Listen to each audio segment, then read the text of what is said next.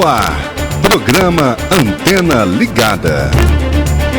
Música, notícia, cultura e sindicalismo.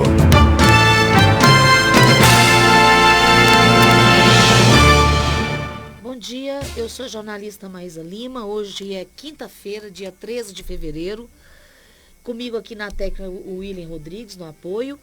E estamos recebendo dois sindicalistas aqui na bancada da Rádio Trabalhador hoje. O Carlos Alberto Luiz dos Santos, que é do Sindicato Coletivo, e a Márcia Jorge, que é do Sindicep. Eu sempre confundo esses dois sindicatos. São vizinhos, é verdade. E a gente vai começar o programa, então, falando sobre as lutas dessas duas categorias. Bom dia, Carlos. Vocês já estão entregando a pauta de reivindicações para as empresas. Começa a campanha salarial dos trabalhadores do transporte coletivo. Exatamente. Bom dia a todos. Bom dia. Nós tivemos a nossa primeira assembleia já esse ano, que seria para tirarmos a pauta de reivindicação. Nós fizemos uma boa pauta de reivindicação e já protocolamos junto ao Sindicato das Empresas. Infelizmente fomos ignorados. A nossa database é agora dia 1º de março e até agora eles não deram nenhuma resposta e, como sempre, né, eles vão levando como os antigos coronéis faziam, né, aos trancos. Tá certo. Márcia, bom dia. Vocês começaram essa semana com ataques, mais uma vez, ao servidor público, né? O ministro da Economia, Paulo Guedes, atacando frontalmente os servidores, chamando de parasitas que atendem a população. Bom dia a todos e a todas. Realmente, a gente queria estar esclarecendo para a população que a forma que esse governo, esse Estado que atualmente é dirigido por esses caras, está realmente querendo denegrir a imagem do servidor público, colocando na cabeça dos servidores, da população, que servidores não trabalham. E é tudo uma mentira. Ele está falando que nós tivemos reajuste, que vai ter reajuste, tudo mentira. Nós temos 3 anos sem reajuste. Nós entramos com a nossa pauta de reivindicação online em janeiro. Até hoje eles não deram nenhuma resposta. E dia 11, os trabalhadores do serviço público foram ao Ministério da Economia e eles nem sequer nos atendeu. Então, tudo que eles estão falando realmente é para denegrir, né? Parasita é as pessoas que pegam o nosso dinheiro e não contribuem para o coletivo, para o bem comum, para as políticas públicas. É o que está acontecendo nesse governo. Tá certo. Quando foi a última vez que o trabalhador do transporte coletivo teve aumento, Carlos?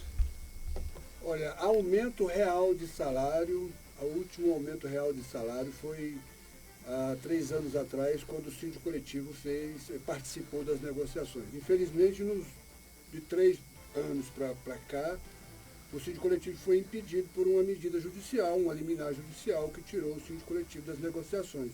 E daí para cá os aumentos praticamente não existiram. Caiu para casa de alguns centavos e o trabalhador não viu o aumento nem no seu ticket de alimentação, nem no seu aumento real, e as condições de trabalho pioraram de forma muito expressiva. Hoje nós temos um número em potencial de trabalhadores entrando no INSS. Aliás, nem entra no INSS, porque ninguém consegue mais entrar no INSS. Certo. O médico dá o atestado para ele e ele é obrigado a ficar em casa, nem recebe pela empresa e nem consegue encostar pelo INSS. E eu mesmo tomo remédio antidepressivo. Eu sofro com síndrome do pânico. Eu tomo remédio controlado todos os dias, tomo remédio para dormir todas as noites. Certo? E a meu exemplo, existe centenas de trabalhadores com esse mal de pânico e mal de depressão. E os trabalhadores são extremamente subjugados pela patronal. A categoria, os usuários de ônibus são extremamente insatisfeitos com o serviço mal prestado, com ônibus velhos, sem manutenção. E tudo isso cai em cima do trabalhador, o motorista, porque ele é a única ponte entre a patronal e o usuário final de ônibus. E a jornada de trabalho do motorista de transporte coletivo, ela é muito difícil, né? É uma categoria muito sofrida do trabalhador do transporte coletivo. Olha, é tudo na contramão. O trabalhador que trabalha no primeiro período, que é o período da manhã, ele sai de casa às 3 horas da manhã. O ônibus, quando ele começa a circular às 5 horas lá no ponto final, o trabalhador começou mais de 1 hora antes, que ele teve que chegar na empresa, ele teve que fazer toda a verificação do ônibus antes de sair da garagem, aquecer, encher balão, assinar ponto, passa por uma fila, depois ele pega esse carro e leva até o ponto final. Então, às 4h45, 5 horas da manhã, quando inicia para o usuário, o motorista já está trabalhando há mais de 1 hora. E tem motorista que inicia às 4h30 da manhã e vai até 2 horas da tarde, 14 horas. As escalas, tem motorista que almoça às 6 horas da manhã. E o pior é que você pega uma escala hoje que você almoça às 6 horas da manhã, amanhã você pega uma que você almoça meio-dia. O seu horário cronológico, o seu corpo sofre males constantemente, porque cada dia você dorme no horário, cada dia você levanta no horário, cada dia você inicia no horário e para em outro horário. As empresas colocam a escala de maneira que beneficia só a empresa. Ela não divide em 3 turnos para poder um motorista, por exemplo, poderia começar a trabalhar só entre as 4 e as 7, o outro só entre as 7 e as 9, né? Entre as 14 e as 18, entre as 18 e as 20, e assim tranquilizaria a vida do motorista. Mas não é assim. Eles iniciam a partir das 4 horas da manhã o primeiro período e a partir das 11 horas da manhã o segundo período. Tá faltando ônibus em Goiânia? Falta ônibus em Goiânia, haja vista que o ônibus parte do ponto inicial superlotado. Os terminais de ônibus estão abarrotados de pessoas já quando o ônibus parte do terminal.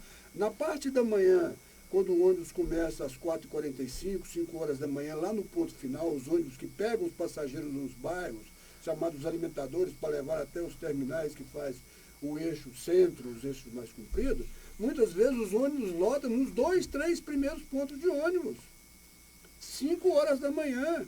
Muitas vezes, a partir do 5º, 6º ponto de ônibus, já não tem como colocar passageiro dentro do ônibus já.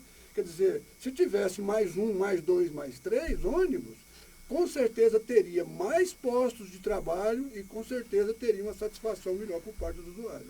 Pois é, você fala aí na questão dos usuários, a gente está acostumado a ver que toda campanha, né, Márcia, para ter reajuste salarial para os trabalhadores do transporte coletivo, as empresas de ônibus acabam empurrando esse ônus para a população.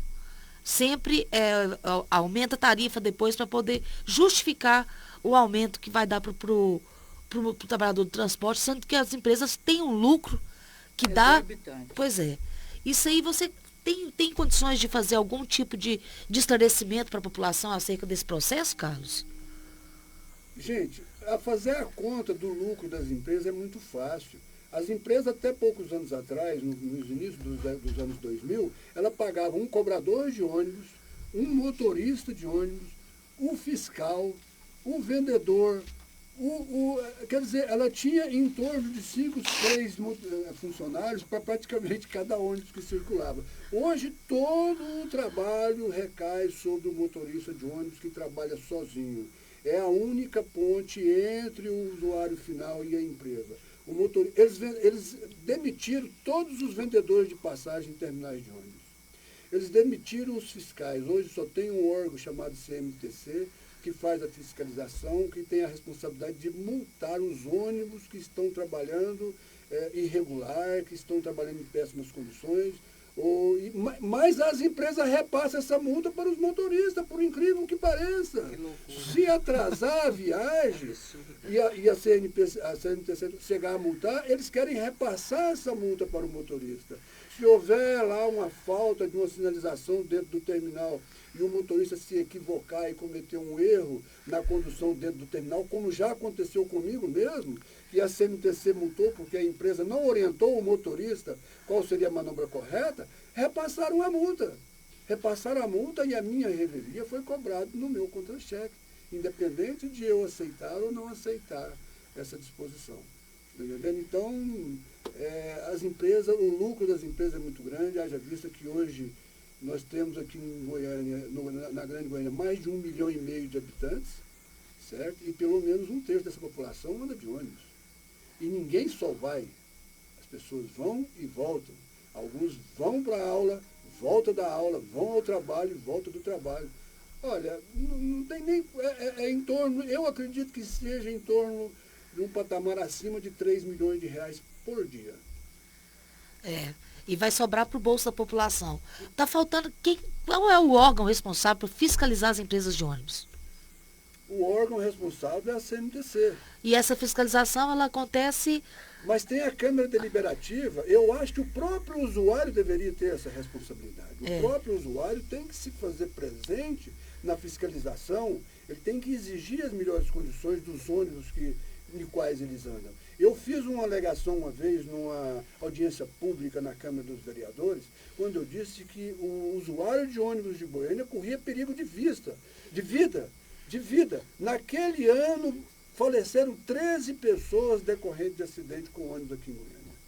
E não houve investigação nenhuma por parte da polícia, não houve investigação nenhuma por parte de nenhum órgão. Não cobrou responsabilidades de ninguém? Ficou por isso mesmo. Ninguém apurou se faltou freio naquele ônibus, ninguém apurou se a direção daquele ônibus tinha algum problema, se o câmbio, o motor daquele Impunidade. ônibus... Ficou simplesmente por isso mesmo, pagou quem faleceu. Márcia, a gente está vendo que não tem muita diferença entre o trabalhador do setor privado e o trabalhador do serviço público. Está sendo...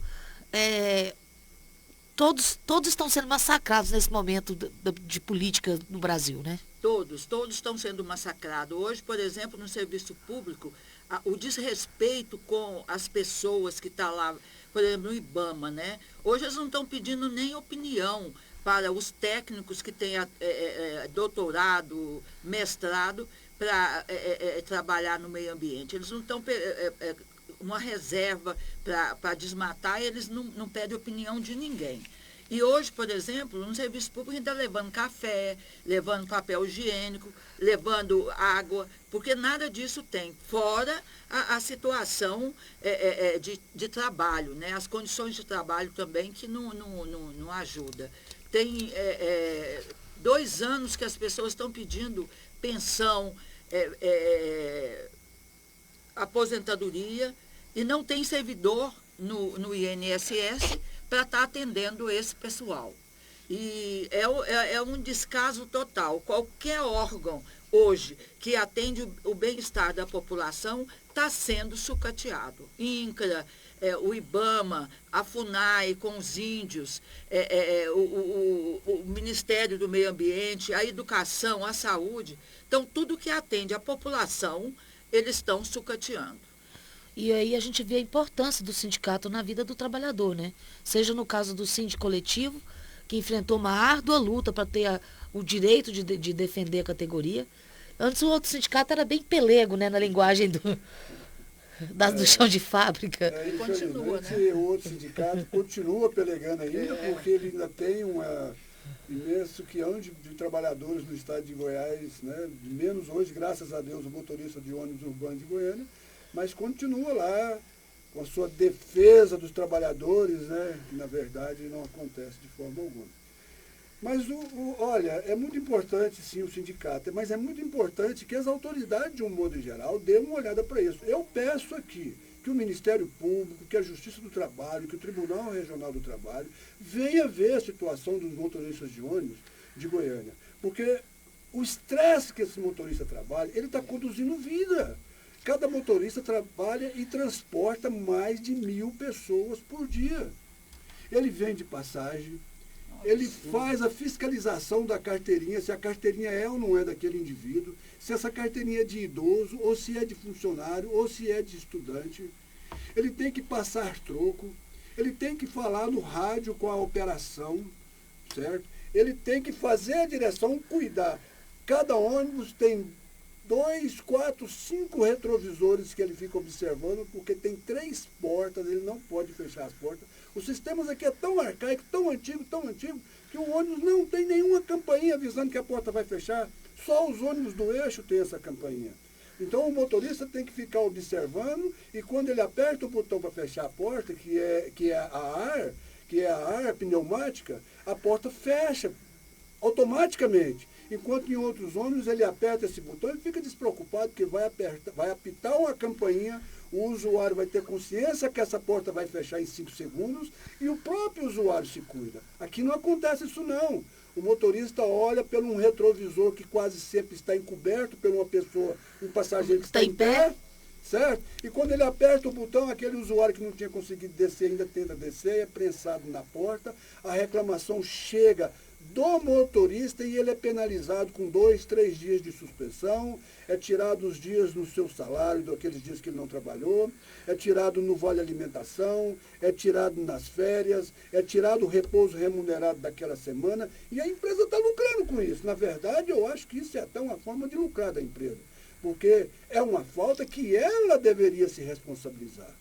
Era ela que deveria cuidar da integridade dos passageiros. O motorista tem apenas que fazer o trabalho dele, que seria dirigir e fazer o seu melhor, mas eles fazem. Eles fazem 1000% mais do que o seu melhor. Porque além de dirigir, e dirigem muito bem os motoristas de Goiânia, ainda tem que vender passagem, tem que fiscalizar a carteirinha, tem que...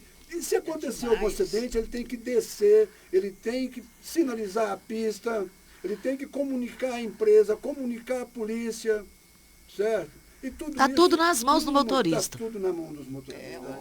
Se tiver cadeirante, ele tem que descer. Se tiver Outro detalhe que o Willian está lembrado, colocando, lembrado. Se tiver cadeirante, os ônibus daqui de Goiânia são tão arcaicos, tão medievais, que o motorista tem que descer do ônibus e ir lá na porta onde está a rampa para fazer a operação da rampa. Certo? Se estiver chovendo, ele tem que descer na chuva. Agora, não podemos esquecer que aqui em Goiânia, erroneamente, os motores dos ônibus são na frente, ao lado do motorista, e um motor de ônibus trabalha com mais de 120 graus centígrados. Fica esquentando as pernas do Esquenta motorista muito. ali. Se você for olhar os motoristas de ônibus, eles não costumam ter pelo na perna direita. Porque o calor do motor destrói tudo aquilo ali. Aquilo ali, normalmente, eles são praticamente depilados. Você entendeu? O calor é muito grande, os ônibus não têm calefação, o ar do motor muitas vezes entra por buracos que tem ali no ônibus, e aí ele está ali naquele calorzão, quando ele tem que descer, ele pega frio, e aí vem a constipação, vem dores nas pernas, vem dores nos ossos, e assim vai. Não é fácil essa jornada de trabalho, não. De jeito nenhum. É Realmente, os exaustiva. motoristas têm que fechar com o sindicato para conseguir uma boa negociação com as empresas, que elas estão nadando de braçada até o momento. Qual é a reivindicação dos motoristas? Quais são as principais pautas de vocês? Olha, nós temos uma pauta em comum com todo o trabalhador, que é um aumento de salário real, porque nós precisamos comer, e a inflação disfarçada que é colocada aí, a gente sabe que o salário mal dá para manter as necessidades básicas de alimentação, moradia e transporte.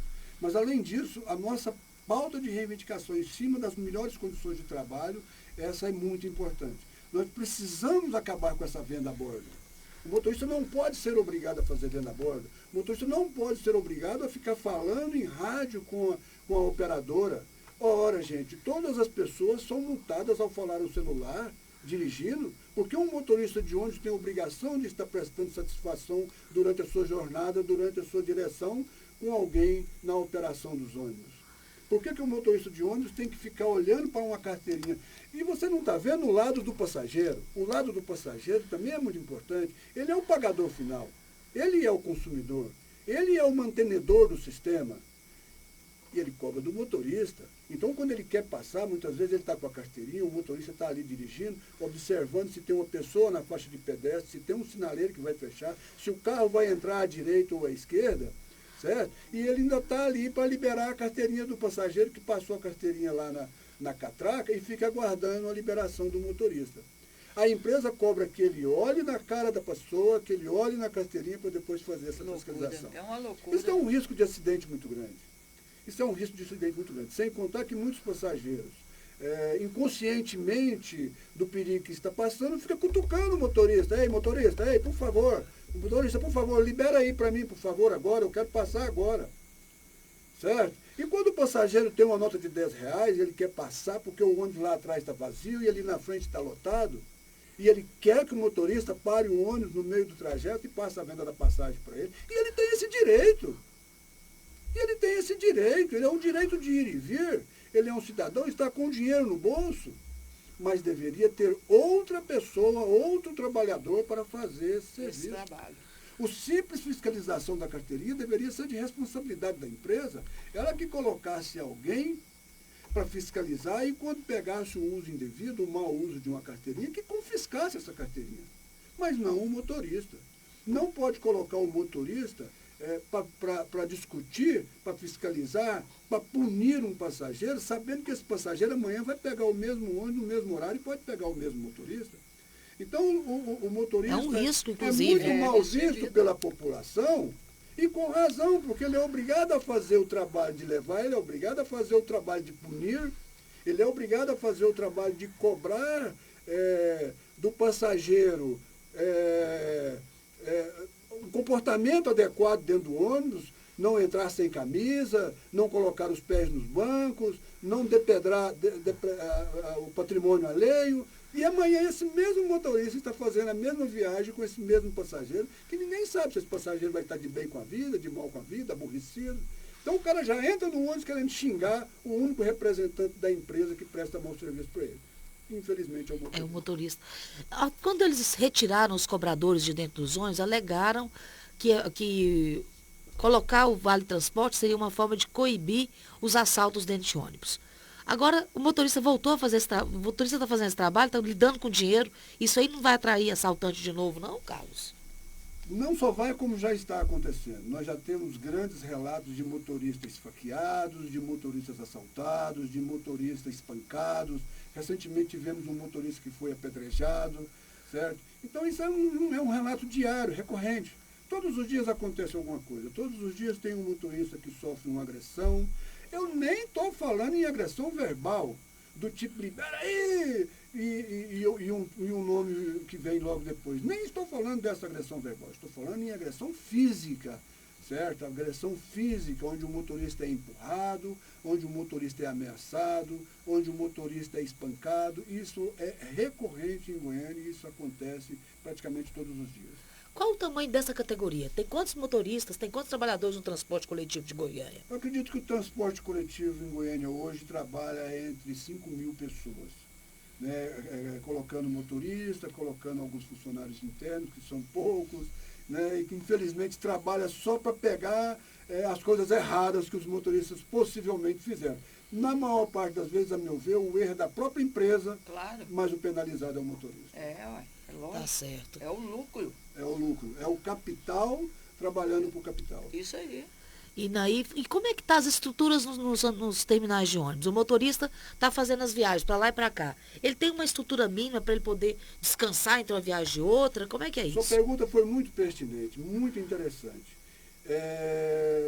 As escalas são feitas e existe sim, em algumas viagens, não são em todas, existe sim em algumas viagens, um tempinho que dá uma pertinência para o motorista ir ao banheiro, para o motorista tomar uma água, até para fazer uma pequena caminhada dentro do terminal e descansar um pouquinho. Mas é coisa de minutos, 1, 2, 3 minutos. Nossa, Mas com esse negócio de vender passagem, de fazer a liberação de carteirinha, de fazer a fiscalização e tudo mais, de operar rampa de cadeirante e tudo mais, dificilmente o ônibus chega no terminal no horário correto.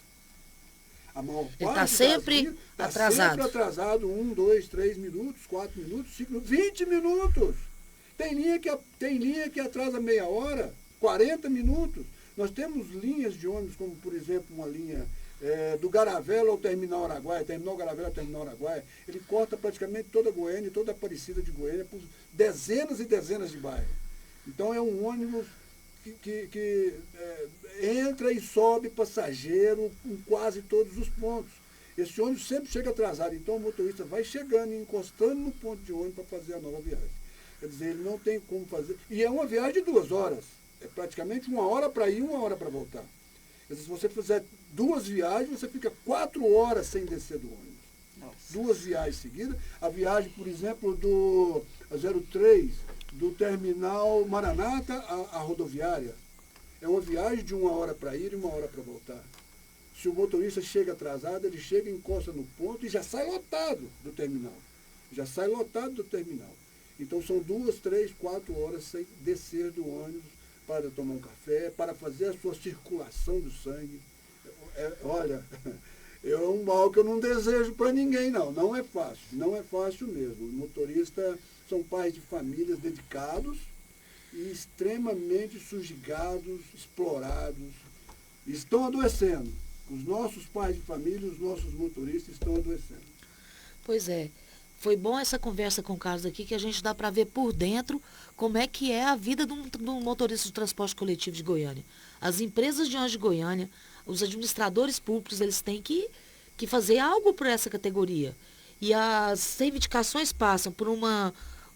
São 50 itens no total, né, Carlos? E desde o pedido dos trabalhadores de reajuste salarial, gratificações anuênio, redução da jornada de trabalho para 6 horas diárias e aumento de 25% no valor do ticket de alimentação. Mas até agora nem sequer uma resposta vocês tiveram para essa pauta. Não, fomos completamente ignorados. Fomos completamente ignorados. O Sindicato das Empresas sequer deu uma satisfação para a gente. Então a gente já está entrando agora com um pedido de mediação junto à Superintendência Regional de Trabalho. Faremos a mesma coisa junto ao Ministério Público do Trabalho e esperamos que eles compareçam a essa audiência, né? Eu estive ontem na superintendência, eles já estão buscando uma data para fazer o convite para o SET, mas eles não podem obrigar o SET a participar. Esperamos que o SET apareça, que a gente possa fazer uma conversação. SET é o Sindicato das Empresas de Transporte. Que o SET apareça e que faça. Mas foi muito importante porque nós, para piorar a situação, nós sempre tivemos, além das negociações normais todos os anos, nós tínhamos 3% de anuênio, que, a meu ver, seria um dos melhores benefícios que tinha o motorista de ônibus. Mas eles querem tirar. Depois da reforma trabalhista, infeliz reforma trabalhista do Temer, e de lá para cá, os trabalhadores vêm sofrendo ataques de seus direitos constantemente, e eles querem agora tirar. Então, nós exigimos que mantenha esses 3%, nós pedimos que pague uma quantia mais generosa, uma quantia justa pelo trabalho extra que o motorista faz, mas se eles quiserem contratar um ajudante para o motorista, nós achamos melhor ainda. Se tivesse um ajudante que pudesse fazer a venda a bordo, que pudesse fazer a fiscalização, que pudesse fazer a operação de arranque, como existe em Brasília, onde a tarifa também é eletrônica, mas existe o auxiliar dentro de todos os carros que trabalham em Brasília, que trabalham em Uberlândia, que trabalham em diversas outras cidades, trazendo ao motorista, ao trabalhador, uma condição melhor de trabalho. E uma redução do horário de trabalho, porque nós temos uma cota de 7 horas e 10 para fazer 6 dias por semana. 7 horas e 20 para fazer 6 dias por semana. Mas ela não é, como às vezes acontece em outros órgãos, que a pessoa tem o horário de entrar e o horário de sair. As escalas são vulneráveis, cada dia você tem uma escala diferente. Hoje eu entro 4 horas, amanhã eu entro 7, depois da manhã eu entro 9, depois eu volto a entrar 5h30, certo? Hoje eu trabalho 5 horas, amanhã eu trabalho 8, depois da manhã eu trabalho 10 horas. É impossível você se organizar. Não tem como se organizar. E eu não fico sabendo dessa escala com antecedência. Praticamente todos os dias eu tenho que consultar a escala para saber onde eu vou estar amanhã e onde eu vou trabalhar amanhã. Então, aquela escala hoje, que foi só 4 horas, é compensada pela outra manhã, que foi 10 horas. Não ganhei nada em trabalhar 10 horas. Eu não ganhei nada. Certo? Porque vai compensar as 3 horas a menos que uma determinada escala me colocou. Hoje, ela pode me colocar só no horário de rush, das 5 às 8 da manhã. Certo? E aí amanhã ela me coloca das 4 às 14, compensando aquele horário que eu não trabalhei hoje. Essa palavra compensar não cabe bem nesse contexto, não, né, Márcia? Não cabe, não. Por falar Tô engasgada com tudo que o Carlos está contando aqui. É absurdo. Que isso, a gente não fica sabendo. A gente tá vendo o motorista lá na Pensa direção. que é só dirigir, né? Tem tanta O coisa trabalho por é trás fácil, né? disso. Pô, motorista, o seu trabalho é muito fácil. Você trabalha sentado, é só passar marcha, você não tem que observar nada, né? Mas não é todo mundo... Gente, a coisa é simples. O usuário comum do trânsito, o motorista comum, que dirige aí para levar o filho na escola, para ir de casa para o trabalho, do trabalho para casa, a um restaurante, ele vive estressado. A gente vê brigas de trânsito com ataques de morte. Isso aí. Todos os dias. De pessoas comuns. Verdade, de pessoas Carlos. que dirigem apenas 3, 4 horas por dia. Eles estão brigando, estão se esfaqueando, estão atirando uns nos outros. Isso aí. E o motorista, que não tem como desviar a rota, ele é obrigado a passar ali, quer queira, quer não queira. Eu não tenho como, se alguém me der uma fechada, se alguém me aborrecer ou me xingar, eu não tenho como falar, vou sair aqui e passar pelo outro caminho. Eu tenho que continuar naquele caminho. E nós vivemos o mesmo trânsito, só que a nossa jornada de trabalho é obrigatória, tem que ser no horário certo e tem que ser todos os dias. E é maior. E é bem maior, chegando a ter escalas aí com mais de 10 horas de trabalho por dia. A palavra de ordem para a classe trabalhadora é resistência, né, Márcia? Resistência, não tem outro jeito. Pois é, inclusive os servidores federais, eles entraram com uma representação contra o ministro Paulo Guedes na Comissão de Ética, Márcia. Sim, Explica isso melhor. Eles, com a palavra idiota do ministro, falando que somos parasita, as diversas entidades que representam hoje o serviço público entraram na justiça.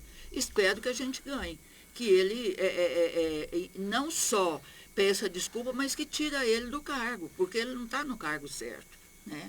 E aí eles está colocando o servidor, a população contra os servidores. E a questão do sindicato, que eu queria que a população entendesse como o sindicato é a única entidade que organiza o trabalhador para enfrentar essas condições de trabalho de péssima qualidade, como o Carlos está falando do transporte coletivo, não é só o transporte. Eu encontrei um pedreiro, ele falou, dona Márcia, eu estou tão cansado, porque eu estou trabalhando de segunda a segunda por 12 horas, eu não estou aguentando mais. Então, a classe trabalhadora está sendo extremamente explorada e com a crise, é só o trabalhador que leva chumbo, porque a questão do lucro, o patrão não desgasta em nada. E agora, como o sindicato é o único instrumento da classe trabalhadora, a população tem que entender e os sindicalizados, que o sindicato não é só o jurídico, que o sindicato, o papel importante do sindicato é a questão da organização da classe trabalhadora, a formação sindical, aonde vai estar colocando a realidade nua e crua para os trabalhadores compreender e como reagir. Porque senão fica só no jurídico, o trabalhador não consegue compreender isso. E é de suma importância o sindicato hoje. Com essa reforma da Previdência, com a reforma horrorosa da trabalhista, hoje os trabalhadores estão vendo o efeito nefasto dessa reforma trabalhista, que é acabar com o trabalhador. E, consequentemente, esse trabalho intermitente vai acabar com a Previdência, porque quem vai ganhar menos de R$200 por mês para trabalhar o trabalho intermitente, para pagar, não dá para comer, quanto mais para pagar a Previdência. Então, realmente, a reforma trabalhista vai acabar com um monte de coisa. O trabalhador, realmente, nós estamos voltando a 500 anos atrás, com a exploração da classe trabalhadora, que está terrível. Pois é, e tem uma coisa em comum na luta de todos, no caso aqui dos trabalhadores do transporte coletivo e no caso dos servidores públicos. Vocês também estão em campanha salarial, os servidores públicos, Estamos né? Em campanha salarial. E também não foram recebidos. Não fomos recebidos e eles ficam com conversa que nós temos estabilidade, mas nós não temos o fundo de garantia, 3 anos sem nenhum reajuste. A questão do plano de saúde está cada dia mais alto, né, que a gente tem direito, todo mundo está saindo para ir para o SUS, mas o SUS também foi cortado, a verba do SUS foi cortada. Então, como é que eles vão atender essa população com qualidade que a gente queria? O SUS realmente é o sistema mais completo do mundo, só que o poder econômico influenciando quem está no poder hoje, quem está governando, tirando toda essa regalia. Vai virar uma barbárie. Nós vamos estar morrendo na porta de hospital, na porta de UPA, na porta de CAIS, sem ter condições de ser atendido. Diante das negociações, tem um prazo, Carlos, para as pessoas, os dirigentes das empresas, a administração pública, se posicionarem ante essa pauta de reivindicações? Bem, já pensando no que pode acontecer ou deixar de acontecer, nós já pedimos, estamos protocolando a nossa documentação, o nosso departamento jurídico tem tomado conta disso minuciosamente, com bastante atenção aos detalhes, e aí fazer o pedido de prorrogação para que não tenhamos prejuízo, né, por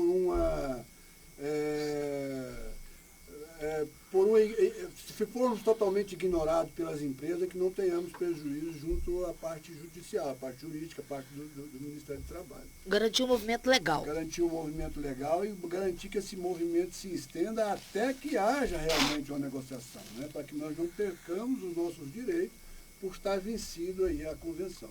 Então nós já estamos providenciando isso juridicamente, já fizemos toda essa documentação e vamos dar andamento.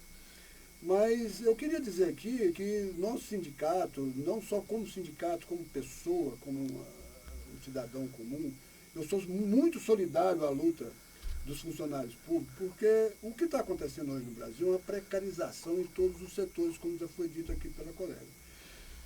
Principalmente quando se quer privatizar alguma coisa. A impressão que se dá é que quer privatizar todo o setor público, inclusive a parte funcional. Haja visto o que está acontecendo aqui com a melhor companhia de transporte coletivo urbano de Goiânia, que seria a Metrobus, que até pouco tempo atrás, inclusive, tinha uma passagem subsidiada, que a passagem era apenas 50% do valor da passagem comum.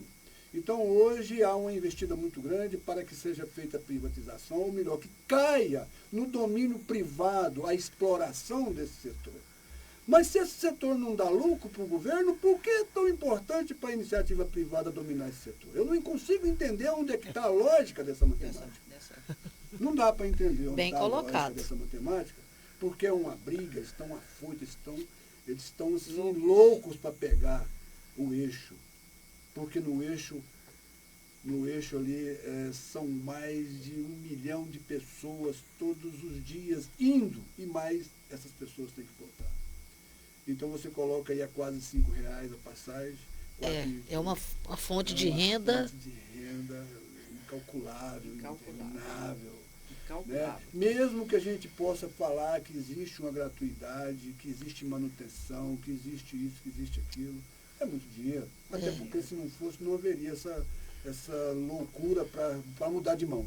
Pois é, e essa privatização da Metrobus estava prevista para esse ano, mas o Íris parece que já sinalizou que nesse ano não vai acontecer. Claro, é época de eleição. É bem isso, né? Ele não vai mexer. É um grande detalhe, né? É um grande detalhe. E a eleição da prefeitura, no caso, né? Porque se fosse do governador, ele estaria impedindo seria o governador, não o prefeito. Tá certo. Olha, esse é um assunto tão complicado, porque eu estou no setor do transporte desde 2006. Desde 2006 a gente vem fazendo manifestação contra a privatização da Metrobus. Certo. Eu tenho participado, a gente reúne ali muito na praça na Goiás, com a Anhanguera ali, a gente sempre está fazendo a manifestação na Praça Cívica, tomando a Avenida Tocantins e fazendo passeata. Então, essa negociação para a gente segurar o domínio do eixo Anhanguera na mão no público é muito importante, principalmente era na época do subsídio da passagem, mas continua sendo hoje. Eu espero que possa voltar a melhoria. A gente percebe que os ônibus estão sendo sucateados. Não está o mesmo modus operandi, né? Acaba para depois justificar que vai vender. Depois justificar que não dá lucro, e depois vende os ônibus com dinheiro do BNDES para uma empresa privada. Bem isso. Né? A exemplo, por exemplo, daquela companhia de mineração, a Vale do Rio Doce, né? Que foi vendida, que não dava lucro, depois em 6 meses quem comprou praticamente ganhou todo o dinheiro que pagou. Enfim, isso acontece direto no Brasil. Eu acredito que o povo, a população tem que tomar cuidado, tem que refletir muito, porque o patrimônio é do povo. É como se eu tivesse uma casa, um apartamento eu não estou usando, então eu vou vendê-lo por qualquer valor, porque ele está pagando um imposto todos os anos. Ora, mas se ele vale R$200 mil, eu tenho que almejar 220. Se ele valer R$500 mil, eu tenho que almejar 550. Eu não posso vender pela metade do preço, por 1/3 do preço, né? Como estão sendo feitos com os órgãos nas privatizações que acontecem nesse país. Carlos, no caso da Metrobus especificamente, que já é já são praticamente favas contadas, que cedo ou tarde vai ser privatizada, o que você acha que impactaria para a população de imediato isso? Aumento do valor da passagem? O que você vê isso? Demissão de trabalhadores? Quais são os impactos que teria com essa possível privatização? O simples fato dessa negociação estar chegando mais perto, eles já colocaram, por exemplo, parte da operação da Metrobus já é feita pelo SET também. Então, hoje, o motorista da Metrobus já vende passagem, coisa que não acontecia bem pouco tempo atrás. O motorista da Metrobus era um motorista que ficava lá na frente. Já está precarizando o trabalho da Metrobus. Já começou a precarizar, já começou a surgir os efeitos. Já começou a surgir os efeitos quando as empresas compactuaram para que se terminasse o subsídio, para que quando elas pegassem, já pegasse com o valor da passagem igual aos demais. Né? Eles já começam a cortar até onde vai o ônibus, diminuindo a circulação dos ônibus, pegando a parte onde dá mais passageiros e excluindo aquela parte onde faz o serviço social. Né? Pega o filé e depois... Pega o filé e deixa os ossos para... deixa os ossos a Deus dará. Então, tudo isso, toda essa precarização, com certeza a gente vai alcançar na manutenção de terminal, né? na precarização das condições de trabalho do motorista. A Metrobus sempre trabalhou com 3 turnos de trabalho. Então, existia aquele motorista que entrava no primeiro, no segundo e no terceiro horário. Isso dava uma facilidade muito grande, porque a pessoa poderia, inclusive, se organizar, ir ao banco, dormir com melhores condições. Tem qualidade de vida, qualidade de vida, qualidade de vida, exatamente. Hoje já não está bem assim mais. Então, eles já estão com 2 horários, com 2 turnos. Aquele que trabalha pela manhã e aquele que trabalha pela tarde. E aí o que trabalha pela manhã inicia a partir das 4 horas da manhã e o que trabalha à tarde a partir das 11 horas da manhã. Pois é, com as regras que deveriam começar a vigorar do acordo coletivo a partir de 1º de março. 1º de março já está chegando aí. E as pessoas não se dispõem a sentar na mesa para negociar. Pode ter uma greve no horizonte aí para os motoristas do transporte coletivo? Com certeza. Com certeza, a manifestação paradista é a principal forma do trabalhador manifestar a sua indignação. Eu acho que esse uso tem que ser feito, tem que se lançar a mão desse direito, desse instrumento, porque não dá. Que afeta diretamente a vida da população, eles vão ter que se mexer, né? Do trabalho, não dá para você perder o seu direito de aposentadoria, não dá para você ver o SUS sendo sucateado e ficar calado, atônico, vendo as coisas acontecerem. O trabalhador precisa se organizar. E, na minha opinião, esse é o principal trabalho do sindicato. Seria ajudar esse trabalhador a se politizar. É o que a Márcia acabou de falar, né? Seria ajudar esse trabalhador a se politizar. Sindicato não é direção. Não somos nós, diretores do sindicato, que fazemos o sindicato. Quem faz o sindicato forte é a categoria sindical. O trabalhador precisa estar junto com o sindicato, cobrar do dirigente sindical, mas participar, se dar, se entregar efetivamente no dia a dia. Porque senão vai ficar igual um simples eleitor que vota e não sabe quem votou e não cobra de quem elegeu. E aí nós vamos vendo aí as deliberações catastróficas que vão acontecendo na Câmara, no Senado, na Câmara Municipal, porque ninguém cobra de ninguém. E aí isso de negociar sozinho com o dono da empresa, você não consegue nada, né? Não consegue. E isso não adianta você... Principalmente você não tem força. Que eu quero defender, que é o síndico coletivo, que eu estou nele desde a sua fundação, que é verdadeiramente um sindicato de luta. Olha, nós fizemos a nossa fundação em 2009, e de 2009 até 2017, nós conseguimos patamar na casa de 9% de aumento de salário e 20% de aumento de título. Isso é aumento real. E não éramos reconhecidos pelo Ministério do Trabalho como sindicato. Nós fomos convidados pelo Tribunal Regional de Trabalho a participar das negociações, sem termos registro definitivo. Estava tudo em demanda judicial. Quem detinha o direito de defender os trabalhadores, supostamente, era o Sinditransporte. Mas, mesmo assim, o Tribunal Regional do Trabalho nos convidava a participar das mesas de negociações, porque sabia que conosco os motoristas estavam organizados, estavam enganjados, estavam buscando os seus direitos. E com esse engajamento dos trabalhadores, nós conseguimos, em média, 9% de aumento em 2009, 10, 11, 12, 13, 14, 15, 16, 17. Em 16 para 17, surgiu uma liminar da Justiça pedindo que o síndico coletivo se abstivesse de toda a prática sindical. sujeita a uma multa que poderia inviabilizar o sindicato. completamente o sindicato no futuro. Então, 2018 e 2019, essa negociação voltou a ser feita pelo Sinditransporte. E imediatamente a negociação foi fechada no patamar de 2% linear. 2% no ticket, 2% no salário, 2% na gratificação, que é menos de R$200. Bem abaixo da inflação. Né? Mas os tempos agora são outros, né, Carlos? Bem, os tempos agora são outros, inclusive politicamente, né? O mundo inteiro o capital está provando aí, de uma certa forma, que poucos enriquecem e muitos trabalham. Né? Isso não é só no Brasil. É no Brasil, na França, nos Estados Unidos, na Inglaterra, na Alemanha.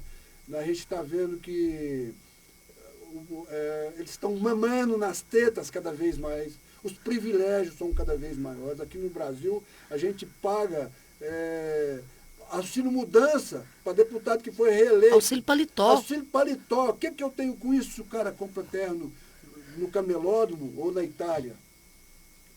Auxílio moradia. Mas auxílio mudança para um deputado que foi reeleito, para uma pessoa que foi reeleita, que vai ficar na mesma casa. Nós pagamos um absurdo para essas pessoas dizerem instruir seus filhos, enquanto os nossos filhos estudam e vem falar que servidor tem privilégio. E servidor tem privilégio. E servidor tem privilégio, e servidor é parasita, quando, na verdade, a gente vê todos os dias. São os trabalhadores fantasmas. São os trabalhadores fantasmas que são colocados lá terceirizados. Por eles. Por eles próprios. O intuito, na verdade, é muito simples. Vamos mandar os funcionários públicos embora e vamos contratar mais seletistas. Quando eu for eleito, ao invés de eu contratar 2.000 seletistas para ficar, o meu comitê político já ficar todo trabalhando comigo, eu contratarei 5.000, eu contratarei o dobro. Então eu terei um comitê político já pago pelo governo, pago pelo eleitor.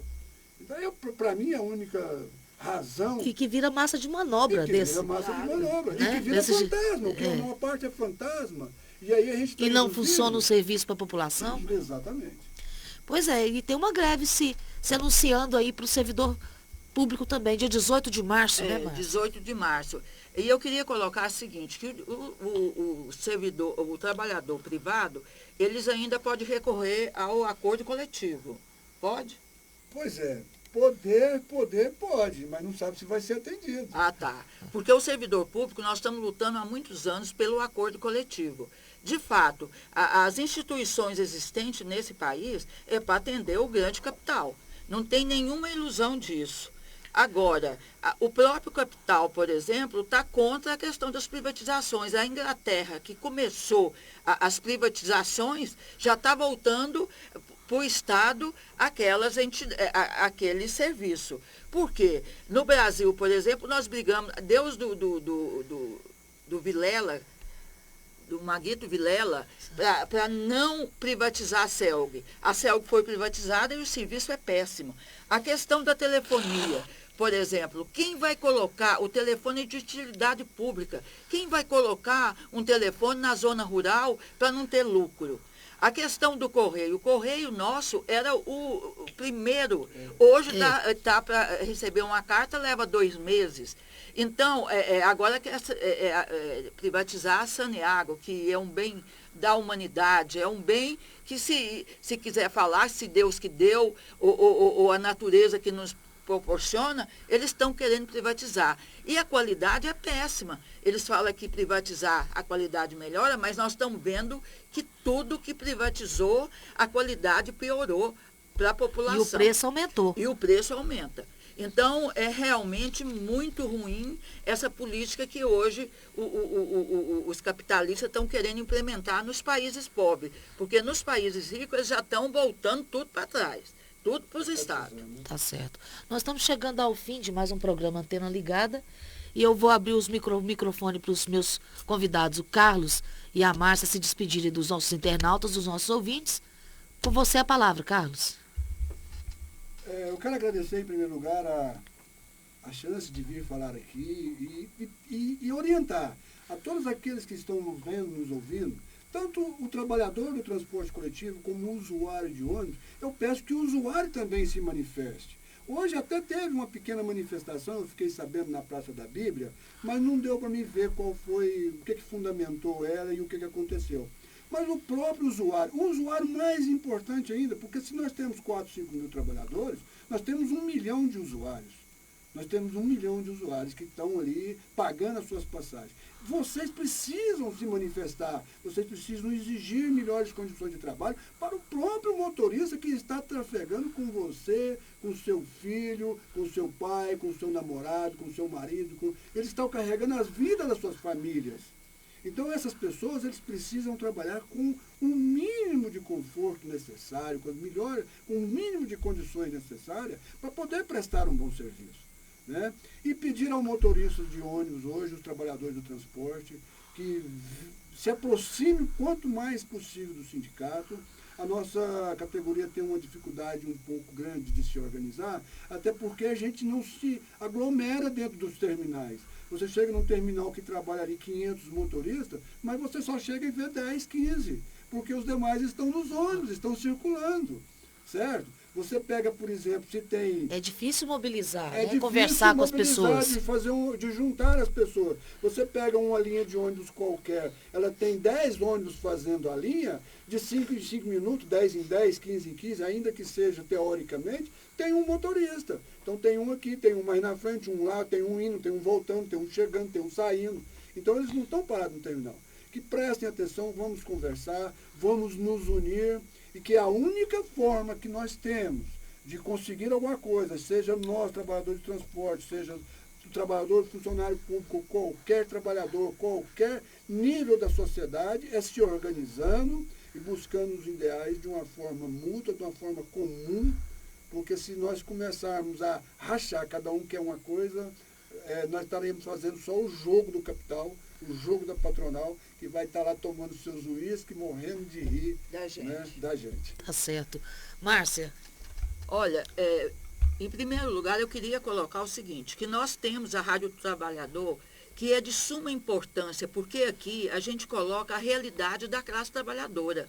Então, quem está nos ouvindo, divulgar mais para o trabalhador começar a ouvir, porque eles ouvem só as televisões, as rádios deles, do próprio patrão, do próprio poder econômico, que só fala besteira do ponto de vista da classe trabalhadora. A gente agradece aí quem está nos ouvindo e pede para a divulgação dessa rádio, que é de suma importância para a classe trabalhadora. muito obrigada. Um abraço para você que acompanhou o programa e a gente volta amanhã às 10 horas da manhã. Bom dia.